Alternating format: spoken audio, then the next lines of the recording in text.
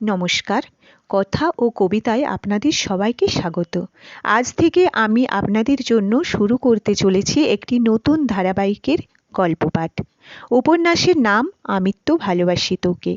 ভালোবাসার টানাপোড়েন আর আবেগের এই গল্পটি আশা করি আপনাদের হৃদয় জায়গা করে নেবে। চলুন, কথা না বাড়িয়ে সরাসরি চলে যাই আজকের উপন্যাসের প্রথম পর্ব।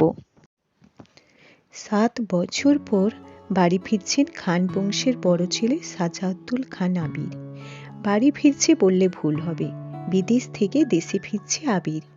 এই 7 বছর খান বাড়িতে ঘটে গেছে অনেক ঘটনা, যার সাথে সশরীরে যুক্ত নেই আবির।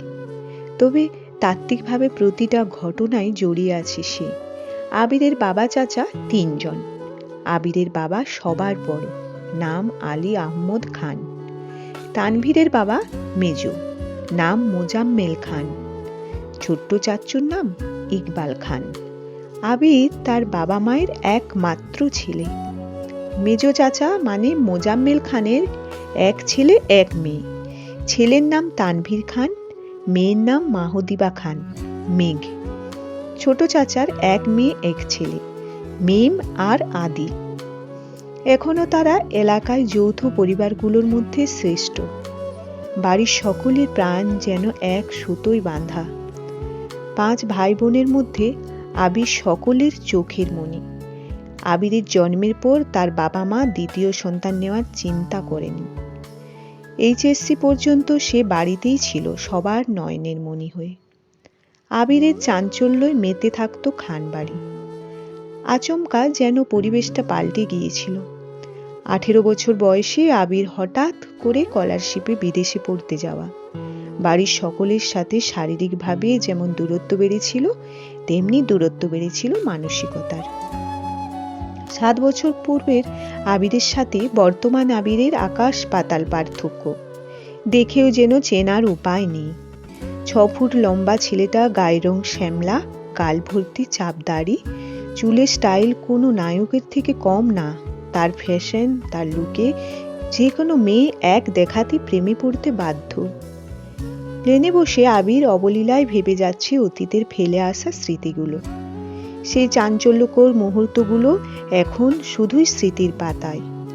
মাকে রেখে এসেছিল সেই যৌবনের প্রথম দিকে, যখন তার বয়স ছিল 18 বছর। সেই সময় মাই ছিল তার একমাত্র বন্ধু। আজ সে 24 বছরের যুবক। এতগুলো বছরে একটা দিনও বাদ যায়নি যে মায়ের সাথে ফোনে কথা বলেনি সে। বাড়ির সকলের সাথেই মোটামুটি কথা বলার চেষ্টা করেছে। ছোটবেলার স্মৃতিগুলো ভাবতে ভাবতে নিজের দেশে পৌঁছে গিয়েছে আবির। এয়ারপোর্টে আবিরের বাবা আলী আহমদ খান আর তানভীর দাঁড়িয়ে আছে। তানভীর সম্পর্কে তার চাচাতো ভাই আর বয়সে 2 বছরের ছোট, কিন্তু দুজন দুজনের বেস্ট ফ্রেন্ড আর কলিজার বন্ধু। তানভীর আবিরকে দেখেই দৌড়ে এসে জড়িয়ে ধরল। এই 7 বছরে একেবারের জন্য ও বাড়ি ফেরেনি আবির। তবে প্রতিনিয়ত কথা হয় আবির আর তানভীরের। আবির তার আব্বুকে সালাম করে জড়িয়ে ধরে। তারপর বাড়ি ফিরে 3 জন। বাড়িতে যেন হই হই রই রই ব্যাপার, হবে না বা কেন।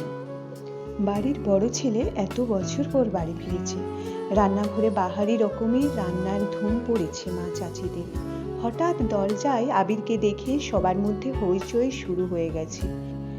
আবিরের আম্মু দৌড়ে এসে জড়িয়ে ধরলেন ছেলেকে। আবেগাপ্লুত হয়ে মাকে জড়িয়ে ধরল আবির। মমতাময়ী মাকে এসে 7 বছর আগে ছুঁয়েছিল। আজ এত বছর পর মায়ের ছোঁয়া পেল আবির। মা চাচিদের সালাম করল। সোফায় বসিয়ে ছেলেকে একের পর এক শরবত নাস্তা দিতে সবাই ব্যস্ত। এরই মধ্যে উদয় হলো মিম আর আদির। মিমের বয়স 14 বছর আর ছোট ভাই আদির বয়স মাত্র 10 বছর। আদি এই বাড়ির সবচেয়ে ছোট। আবির যখন দেশ ছেড়েছিল তখন আদি 3 বছর হয়েছে মাত্র। ভিডিও কলে দেখতে দেখতে ভাইকে সে একটু একটু করে চিনে দৌড়ে এসে জড়িয়ে ধরেছে ভাইকে। আবিরও জড়িয়ে ধরেছে আদিকে। মিম ও আবিরের পাশে বসেছে। খোশ গল্প করছে সবাই মিলে। আদি জিজ্ঞেস করছে, ভাইয়া আমার জন্য কি এনেছো? আবির যেই না উঠতে যাবে মা চাচিরা উঠতে দিচ্ছে না। আগে শরবত খাবি, তারপর উঠবি। আবির তানভীরের দিকে তাকিয়ে বলল, ওই লাগেজটা নিয়ে আয় তো। তানভীর একটা লাগেজ টান দিতে যাবে, আবির আচমকা বসা থেকে দাঁড়িয়ে, ওইটাতে ছুবি না। তানভীর সহ বাড়ির সকলেই যেন অবাক হয়ে গেল। আবির আবার ঠান্ডা মাথায় বলল, পাশের লাগেজটা নিয়ে আয়। তানভীরও তার কথা মতো লাগেজটা নিয়ে আসলো। লাগেজটা খুলে যে যার মতো জিনিস বের করছে আর জিজ্ঞেস করছে, এটা কার, ওইটা কার। আবির শরবত খেতে খেতে উত্তর করছে, আদির জন্য বিদেশি দামি দামি খেলনা, মেমের জন্য ড্রেস, কসমেটিক্স বক্স, আর মা কাকিমার জন্য অনেক গিফট। তানভীরের জন্য মোবাইল, একটা ল্যাপটপ, অন্যান্য গিফট আলাদা আরেকটা ল্যাপটপ আছে। মিম জিজ্ঞেস করছে, ভাইয়া এই ল্যাপটপটা কি তোমার? আবির উত্তর দেয়, না, এটা মেঘের। মেঘের মা হালিমা খান জিজ্ঞেস করলেন, মেঘের ল্যাপটপ কি দরকার বাবা? আবির উত্তরে বলল, ওর তো এইচএসসি পরীক্ষা শেষ, সামনে এডমিশন টেস্ট আছে, অনেক কিছু জানার বা পড়ার দরকার আছে। মোবাইল দেখে পড়ার থেকে ল্যাপটপে সুবিধা হবে, তাই নিয়ে আসলাম। মিম বলল, আমার জন্য নিয়ে আসতা একটা। আবির অবলীলা হেসে উত্তর দেয়, তোর 18 বছর বয়স হলে তোরও কিনে দেব, চিন্তা করিস না। মিম খুশিতে গদগদ হয়ে বলে, ধন্যবাদ ভাইয়া। বাড়ির হইচই শুনে ঘর থেকে বের হলেন ছোট চাচা ইকবাল খান। আবির চাচ্চুকে দেখে সালাম করতে যায়, চাচ্চু বাধা দিয়ে জড়িয়ে ধরে ভাতিজাকে। ইকবাল খান বাড়ির সকলের দিকে এক পলক তাকিয়ে নরম সুরে বলেন, এতদিন এই বাড়িটা পরিপূর্ণ হলো। ইকবাল খানের জন্য আনা উপহার আবির নিজের হাতেই চাচ্চুকে দিল। বাকিদের জিনিসগুলো একটা একটা করে দিল আবির।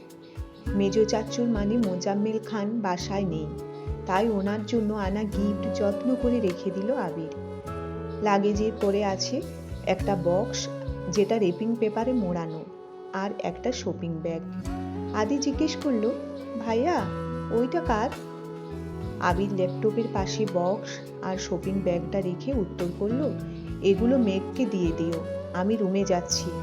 ইকবাল খান এক পলক সবার দিকে তাকিয়ে জিজ্ঞেস করলেন, মেঘ কোথায়? হালিমা খান উত্তর দিলেন, ও তো কোচিংয়ে গেছে, এতক্ষণে তো চলে আসার কথা। আবির বাকি দুটো লাগেজ নিয়ে উঠতে যাচ্ছিল, হঠাৎ পিছনে ফিরে মায়ের দিকে তাকিয়ে প্রশ্ন করলো, আমি কোন রুমে থাকবো? ছেলের এমন প্রশ্নের জন্য মা মালিয়া খান হতভম্ব হয়ে পড়লেন।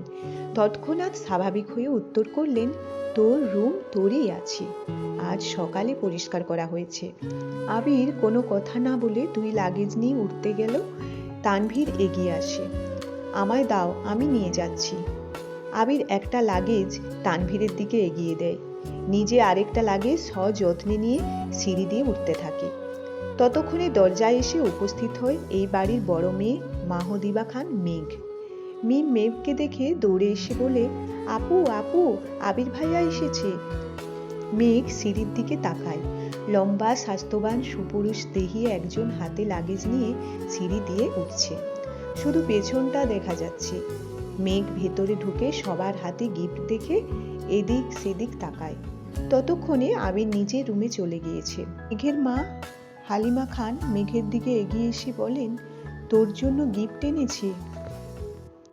মেঘ তাকিয়ে বলে, কি গিফট? হালিমা খান চোখে ইশারা দিয়ে সোফায় রাখা ল্যাপটপের দিকে চোখ পড়ে মেঘের।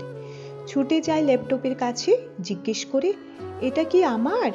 মিম বলে, হ্যাঁ আপু, এটা তোমার, বক্সটা আর শপিং ব্যাগটাও তোমার। ল্যাপটপটা ঘুরিয়ে ফিরিয়ে দেখছে মেঘ, যেন আকাশ কুসুম কিছু পেয়ে গেছে।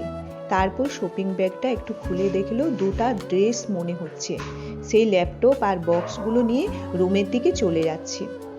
এত বছর পর নিজের রুমটা আশ্চর্যান্বিত নয়নে দেখছে আবির। সেই পরিচিত ঘ্রাণ, যেখানে সে নিজের জীবনের 12টা বছর কাটিয়েছিল। যেই রুমটা ছিল তার একান্ত ব্যক্তিগত, আজও তাই আছে, একটা জিনিসও এদিক সেদিক হতে দেয়নি আবিরের মা মালিয়া খান। এমনকি রুমের বছরের পর বছর তালা দিয়ে রেখেছেন তিনি।